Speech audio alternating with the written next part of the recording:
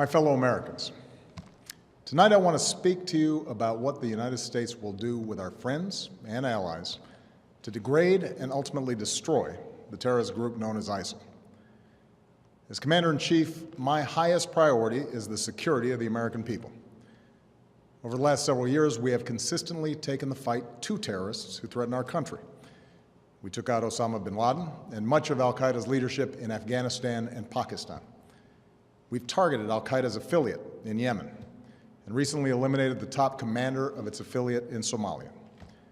We've done so while bringing more than 140,000 American troops home from Iraq and drawing down our forces in Afghanistan, where our combat mission will end later this year.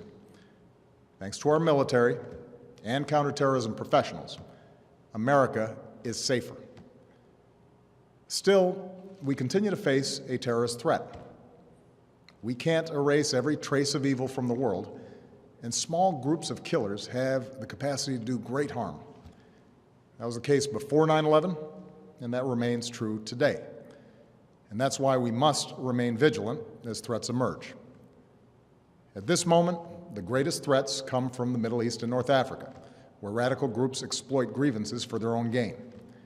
And one of those groups is ISIL, which calls itself the Islamic State. Now let's make two things clear. ISIL is not Islamic. No religion condones the killing of innocents, and the vast majority of ISIL's victims have been Muslim. And ISIL is certainly not a state. It was formerly al-Qaeda's affiliate in Iraq and has taken advantage of sectarian strife and Syria's civil war to gain territory on both sides of the Iraq-Syrian border. It is recognized by no government, nor by the people it subjugates. ISIL is a terrorist organization, pure and simple, and it has no vision other than the slaughter of all who stand in its way. In a region that has known so much bloodshed, these terrorists are unique in their brutality. They execute captured prisoners. They kill children. They enslave, rape, and force women into marriage. They threatened a religious minority with genocide. And in acts of barbarism, they took the lives of two American journalists, Jim Foley and Steven Sotloff. So ISIL poses a threat to the people of Iraq and Syria and the broader Middle East, including American citizens, personnel, and facilities. If left unchecked, these terrorists could pose a growing threat beyond that region, including to the United States. While we have not yet detected specific plotting against our homeland, ISIL leaders have threatened America and our allies. Our intelligence community believes that thousands of foreigners, including Europeans and some Americans, have joined them in Syria and Iraq. Trained and battle-hardened, these fighters could try to return to their home countries and carry out deadly attacks. I know many Americans are concerned about these threats. Tonight, I want you to know that the United States of America is meeting them with strength and resolve. Last month, I ordered our military to take targeted action against ISIL to stop its advances. Since then, we've conducted more than 150 successful airstrikes in Iraq. These strikes have protected American personnel and facilities, killed ISIL fighters, destroyed weapons, and given space for Iraqi and Kurdish forces to reclaim key territory. These strikes have also helped save the lives of thousands of innocent men, women, and children. But this is not our fight alone. American power can make a decisive difference, but we cannot do for Iraqis what they must do for themselves. Nor can we take the place of Arab partners in securing their region. And that's why I've insisted that additional U.S. action depended upon Iraqis forming an inclusive government, which they have now done in recent days. So tonight, with a new Iraqi government in place and following consultations with allies abroad and Congress at home, I can announce that America will lead a broad coalition to roll back this terrorist threat. Our objective is clear. We will degrade and ultimately destroy ISIL through a comprehensive and sustained counterterrorism strategy. First, we will conduct a systematic campaign of airstrikes against these terrorists. Working with the Iraqi government, we will expand our efforts beyond protecting our own people and humanitarian missions so that we're hitting ISIL targets as Iraqi forces go on offense. Moreover, I've made it clear that we will hunt down terrorists who threaten our country wherever they are. That means I will not hesitate to take action against ISIL in Syria as well as Iraq. This is a core principle of my presidency. If you threaten America, you will find no safe haven. Second, we will increase our support to forces fighting these terrorists on the ground. In June, I deployed several hundred American service members to Iraq to assess how we can best support Iraqi security forces. Now that those teams have completed their work and Iraq has formed a government, we will send an additional 475 service members to Iraq. As I've said before, these American forces will not have a combat mission. We will not get dragged into another ground war in Iraq, but they are needed to support Iraqi and Kurdish forces with training, intelligence, and equipment. We'll also support Iraq's efforts to stand up National Guard units to help Sunni communities secure their own freedom from ISIL's control. Across the border in Syria, we have ramped up our military assistance to the Syrian opposition. Tonight, I call on Congress again to give us additional authorities and resources to train and equip these fighters. In the fight against ISIL, we cannot rely on an Assad regime that terrorizes its own people, a regime that will never regain the legitimacy it has lost. Instead, we must strengthen the opposition as the best counterweight to extremists like ISIL, while pursuing the political solution necessary to solve Syria's crisis once and for all. Third, we will continue to draw on our substantial counterterrorism capabilities to prevent ISIL attacks. Working with our partners, we will redouble our efforts to cut off its funding, improve our intelligence, strengthen our defenses, counter its warped ideology, and stem the flow of foreign fighters into and out of the Middle East. And in 2 weeks, I will chair a meeting of the UN Security Council to further mobilize the international community around this effort. Fourth, we will continue to provide humanitarian assistance to innocent civilians who've been displaced by this terrorist organization. This includes Sunni and Shia Muslims who are at grave risk, as well as tens of thousands of Christians and other religious minorities. We cannot allow these communities to be driven from their ancient homelands. So this is our strategy.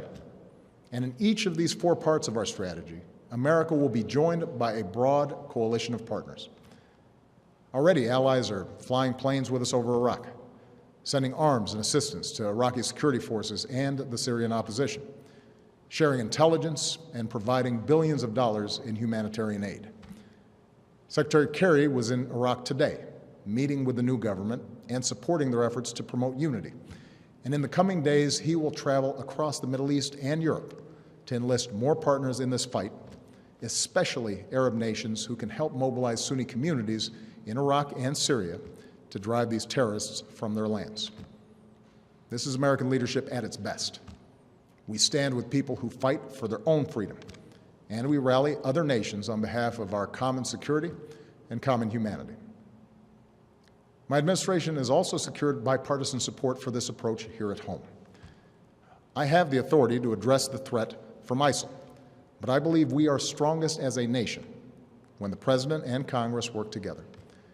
So I welcome congressional support for this effort in order to show the world that Americans are united in confronting this danger. Now, it will take time to eradicate a cancer like ISIL. And any time we take military action, there are risks involved, especially to the servicemen and women who carry out these missions. But I want the American people to understand how this effort will be different from the wars in Iraq and Afghanistan. It will not involve American combat troops fighting on foreign soil. This counterterrorism campaign will be waged through a steady, relentless effort to take out ISIL wherever they exist using our air power and our support for partners' forces on the ground. This strategy of taking out terrorists who threaten us while supporting partners on the front lines is one that we have successfully pursued in Yemen and Somalia for years, and it is consistent with the approach I outlined earlier this year, to use force against anyone who threatens America's core interests, but to mobilize partners wherever possible to address broader challenges to international order. My fellow Americans, we live in a time of great change. Tomorrow marks 13 years since our country was attacked. Next week marks 6 years since our economy suffered its worst setback since the Great Depression. Yet, despite these shocks, through the pain we felt and the grueling work required to bounce back, America is better positioned today to seize the future than any other nation on earth. Our technology companies and universities are unmatched. Our manufacturing and auto industries are thriving. Energy independence is closer than it's been in decades. For all the work that remains, our businesses are in the longest uninterrupted stretch of job creation in our history, despite all the divisions and discord within our democracy. I see the grit and determination and common goodness of the American people every single day, and that makes me more confident than ever about our country's future. A broad American leadership is the one constant in an uncertain world. It is America that has the capacity and the will to mobilize the world against terrorists. It is America that has rallied the world against Russian aggression and in support of the Ukrainian people's right to determine their own destiny. It is America, our scientists, our doctors, our know-how that can help contain and cure the outbreak of Ebola. It is America that helped remove and destroy Syria's declared chemical weapons so that they can't pose a threat to the Syrian people or the world again. And it is America that is helping Muslim communities around the world, not just in the fight against terrorism, but in the fight for opportunity and tolerance and a more hopeful future. America, our endless blessings bestow an enduring burden. But as Americans, we welcome our responsibility to lead. From Europe to Asia, from the far reaches of Africa to war-torn capitals of the Middle East, we stand for freedom, for justice, for dignity. These are values that have guided our nation since its founding. Tonight, I ask for your support in carrying that leadership forward. I do so as a commander-in-chief who could not be prouder of our men and women in uniform.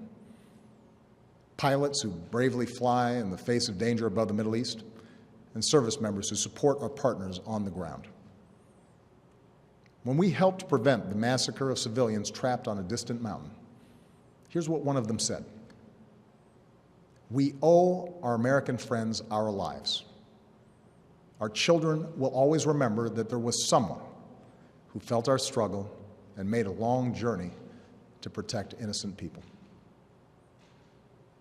That is the difference we make in the world. And our own safety, our own security, depends upon our willingness to do what it takes to defend this nation and uphold the values that we stand for. Timeless ideals that will endure long after those who offer only hate and destruction have been vanquished from the earth.